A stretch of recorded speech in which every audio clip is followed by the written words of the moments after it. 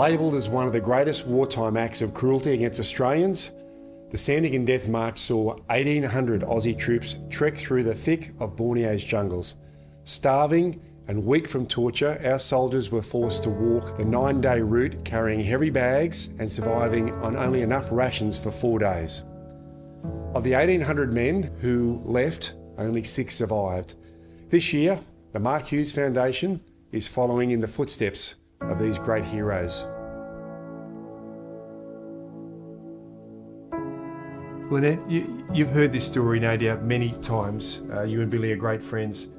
Does it never stop surprising you that human spirit and at such a young age, what you can go through and endure? Well, I think the big advantage of Billy was that he didn't know what was going to happen from one day to the next. And therefore you live for the moment, and if you get to the end of this day and you're alive, that's good. And then you get the end of the week and then end of the year, and that keeps you going. If he had any idea of how things are going to deteriorate, he may have actually thrown the towel and basically given up. And that's what happened on the marches. The prisoners of war who were very underfed and very sick, they had to march 250, 60 kilometres through the jungle, but they didn't know where they were going. They didn't know how long it was going to take, and all they concentrated on was getting through this hour. Then if I can make it as far as nightfall to camp out, or maybe I'll wake up in the morning. And that sustained them with the thought of that if I can just make it past this next little goal, I might get home to see Mum, or my wife again, or my brothers and sisters. Had they had any idea of what was going to happen, I believe that lots of them would have just given up. Absolutely gone on, scattered. You'd have done anything if you knew that, for instance, they'd come with a machine gun and started firing at you. There would have been some that would have escaped. The numbers were there. But it wasn't a matter of being docile. It was a matter of that spirit within you. There's something within you that makes you keep going, keep going. But with them, they got to a stage where there was nowhere to go. There was just nowhere to go.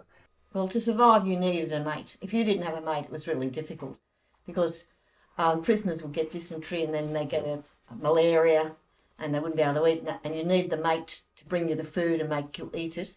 And on the death march, you need a mate to help you along over rough patches. So really having a very close friend was one of the keys to survival.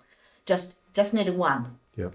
And there's stories time and again of people who are very ill, don't think they can go any further. For instance, Keith Bottrell had enough. He was one of the survivors at the end, and he was just going to lay down and die.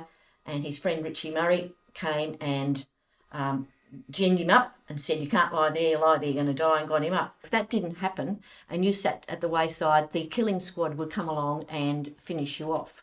Now that sounds very brutal, but the Japanese were also killing their own men who were with them. Japanese army regulations were that anybody in retreat who can't keep up is to be disposed of.